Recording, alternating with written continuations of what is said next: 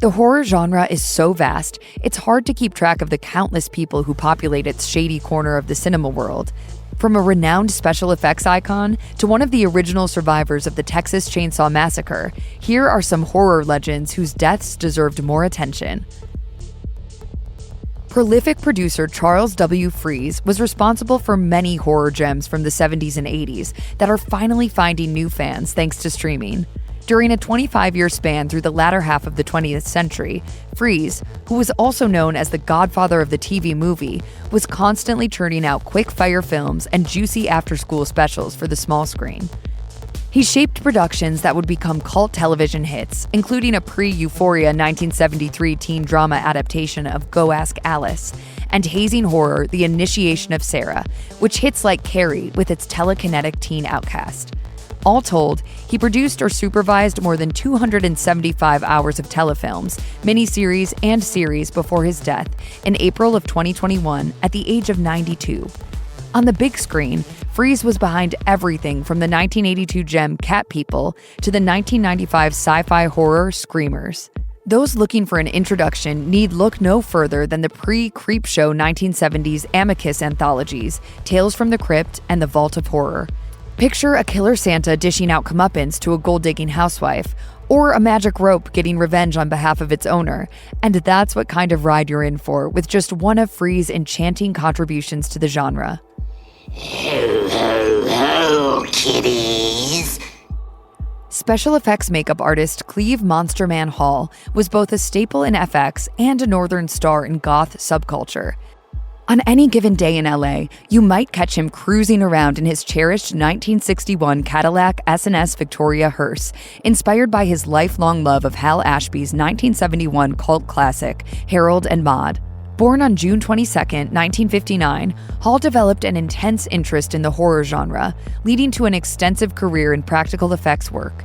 He worked on way too many movies to list in this one video, but the grim highlights include operating the titular sewage creatures in 1985's Ghoulies, the nose-picking cousin of Gremlins. He followed that up with a hat trick of low-budget, high-entertainment horror and sci-fi hits, Reanimator, Troll, and Terror Vision in 1986. For the brave and the bold, the nastiest gem of Hall's career would be the 1981 slash fest Nightmares in a Damaged Brain. The movie contained so much blood and dismemberment that it was dubbed a video nasty in the UK, and thus pulled from video store shelves. Truly a fine achievement for any FX master. In 2012, Hall got his own reality show on the Sci-Fi Channel called Monster Man. That's why I'm the Monster Man. The show followed Hall and his family as he worked on projects like Two-Headed Shark Attack and Big Ass Spider. Spiders happen to be my specialty. I become a spider to catch a spider. Beyond the movies, he made an impact behind the scenes with rock and roll royalty, crafting props for horror-inspired musical acts like Kiss, including Gene Simmons' demonic-looking chest pieces. You could even say that Hall's work for the band inspired the rumor that KISS stands for Knights in Satan's Service. Hall worked outside of the genre a fair bit, earning a Daytime Emmy Award nomination in 2008 for his costume design on the beloved children's musical series Yo Gabba Gabba. He even played a kaiju, donning the goofy Godzilla suit in Pee-wee's Big Adventure, arguably the best place for horror phobes to see his work. Monster Man died in April of 2021 at the age of 61. Those watching the new Texas Chainsaw Massacre on Netflix will see the return of legacy character Sally Hardesty, who was originally played by Marilyn Burns in Tobe Hooper's 1974 game changer, The Texas Chainsaw Massacre. In her first leading role, Burns crossed paths with the iconic slasher Leatherface and lived to tell the tale, although her character was mad as a hatter by the time the credits rolled. She went through hell and put herself through the ringer for that performance.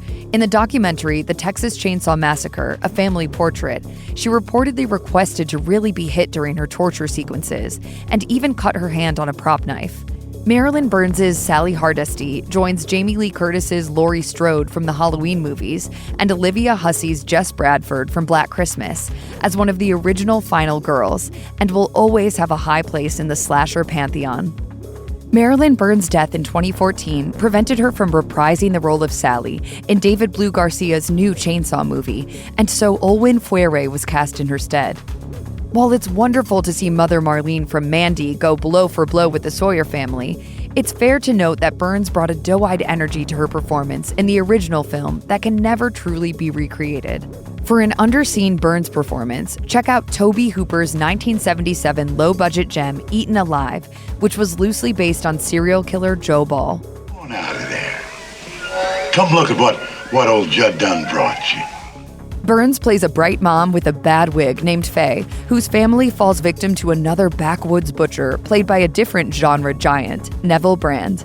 Her performance really drives home the fact that modern queens Sidney Prescott and Maya from the Indonesian horror jam Impetigore owe a tip of the hat to their sister in survival. Prior to his death in 2021, at the age of 79, Giannetto De Rossi earned his legendary status in horror makeup and special effects by working with a murderer's roll of acclaimed directors, including Sergio Leone and Federico Fellini.